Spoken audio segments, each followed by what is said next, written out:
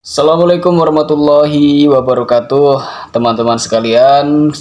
Kembali lagi di WP Entertainment, sebuah channel yang akan membahas terkait dengan kritik-kritik terhadap penyelenggara negara, kemudian membahas terkait dengan politik, berkaitan dengan membahas yang berkaitan dengan birokrasi negara dan lain-lain.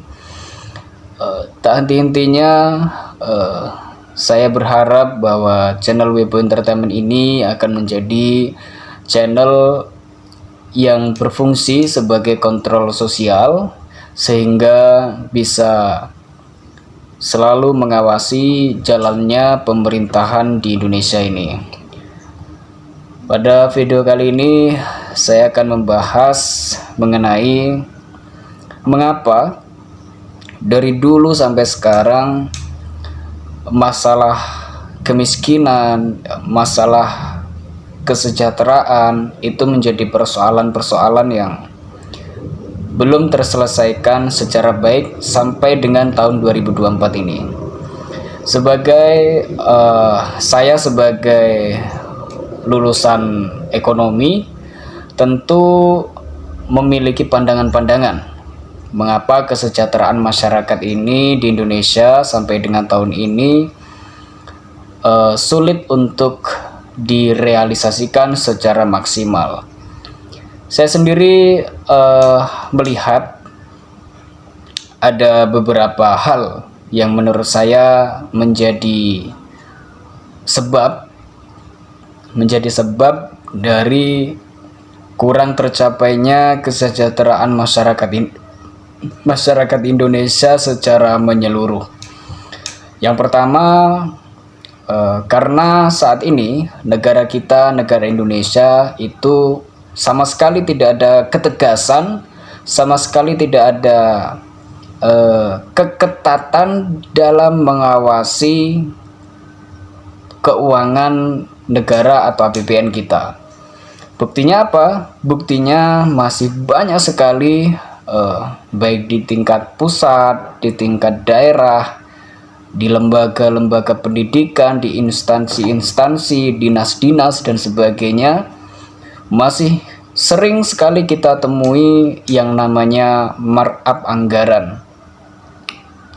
Markup anggaran ini sesuatu hal yang saat ini sudah dianggap normal.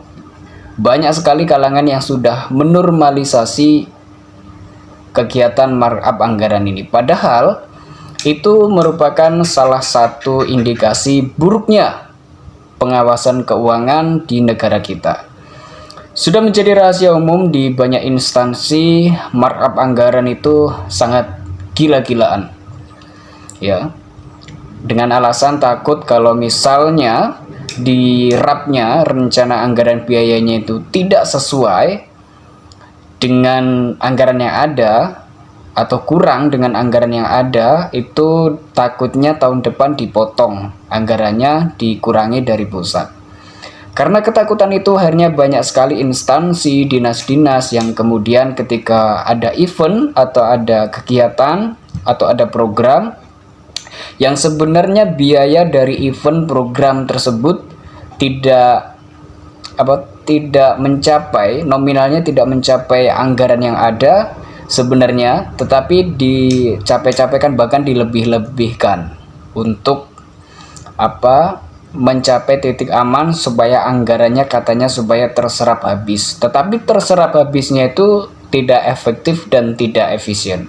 Maka pengawasan seperti itu yang menurut saya lemah, sehingga negara banyak sekali mengalami kerugian yang seharusnya jumlah yang di markup itu bisa dialokasikan untuk hal-hal yang lebih bermanfaat untuk masyarakat luas.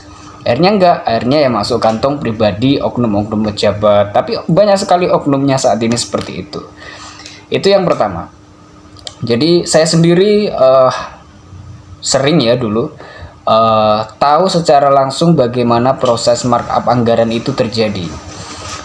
Dari satu markup anggaran saja itu bisa mencapai 30-40 juta. Bagaimana dengan kegiatan lain, di instansi lain, di kantor-kantor dinas yang lain? Tentu itu akan sangat banyak sekali, dan itu sangat merugikan negara kita.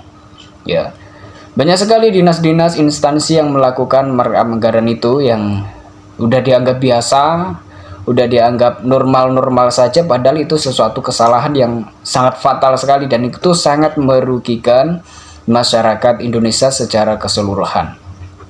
Itu yang pertama. Yang kedua, gaya hedonisme pejabat-pejabat kita ini sangat tinggi. Kita lihat banyak sekali PNS-PNS yang bergaya hedon gitu kan, sehingga tidak sesuai dengan gaji atau pendapatannya. Karena tidak sesuai, karena harus memenuhi gaya hedonismenya, sehingga dia harus ya cari sana cari sini, markup sana markup sini untuk memenuhi gaya hedonismenya itu. Banyak sekali kita lihat pejabat-pejabat ya DPR yang gayanya hedon itu kan, mobilnya mewah-mewah, rumahnya mewah-mewah, seperti itu. Gaya hedonisme tersebut yang kemudian menjadi boros anggaran sehingga negara merasa tidak mampu untuk menyisihkan banyak uang yang sekiranya bermanfaat secara langsung untuk mengangkat kesejahteraan masyarakat.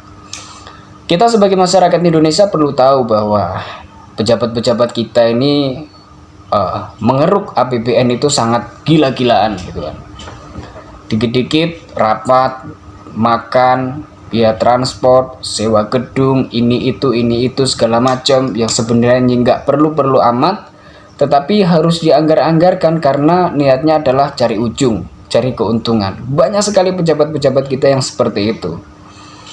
DPR saja misalnya, banyak sekali pendapatan-pendapatan DPR dari negara itu yang sebenarnya nggak penting-penting banget gitu kan.